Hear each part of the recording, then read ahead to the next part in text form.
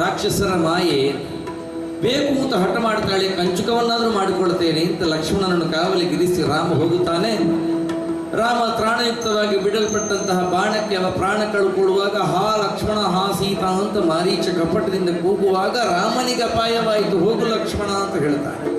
ರಾಮನ ಧ್ವನಿಯಲ್ಲ, ಯಾಮಿನೀಚರವರು ತಮ್ಮ ಅವಸಾನ ಕಾಲದಲ್ಲಿ ಈ ರೀತಿಯಾದಂತಹ ಮೋಸಧ್ವನಿಯನ್ನು ಹೊರಹೊಮ್ಮಿಸ್ತಾರೆ ಅಂತ ಹೇಳಿದ್ರು ಕೇಳಲಿಲ್ಲ.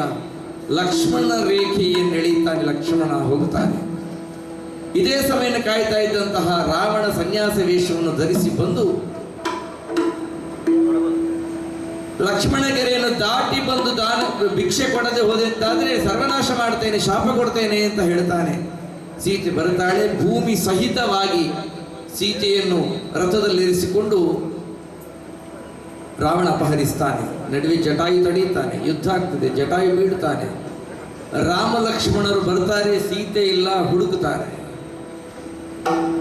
ಹೀಗೆ ಹುಡುಕುವಾಗ ಜಟಾಯುವಿನಿಂದ ವರ್ತಮಾನ ತಿಳಿಯುತ್ತದೆ. ಶೂರ್ಪನಖಿಯ ಮಗಳು ಅಯೋಮುಖಿ ಬಂದು ತಡೆಯುತ್ತಾಳೆ, ಅವಳಿಗೂ ಶಿಕ್ಷೆಯನ್ನು ಕೊಡ್ತಾಳೆ. ಮುಂದೆ ಹೋಗುವಾಗ ಪಂಪಾ ತೀರದಲ್ಲಿ ಹನುಮಂತ ಸಿಗ್ತಾನೆ. ಋಷಮುಖದಲ್ಲಿದ್ದಂಥ ಸುಗ್ರೀವನೇ ಕಳಿಸ್ತಾನೆ. ಅಲ್ಲಿಗೆ ಬಂದು ಅಣ್ಣನಿಂದ ತನಗಾದಂಥ ಅನ್ಯಾಯವನ್ನು ಸುಗ್ರೀವ ಹೇಳ್ತಾನೆ.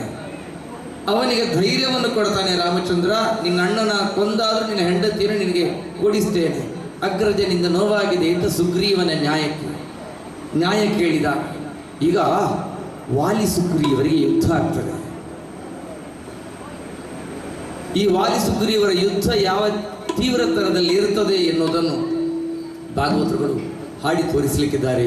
ಏರು ಪದ್ಯದ ಪ್ರಸ್ತುತಿಗೆ ವಾಲಿ ಮೋಕ್ಷದ, ಇನ್ನೊಮ್ಮೆ ಇಂದ್ರಜಿತ್ತು ಕಾಳಗ ಬಂದಾಗ ಮತ್ತೆ ಏರು ಪದ್ಯದ ಪ್ರಸ್ತುತಿ ನಡೀತದೆ.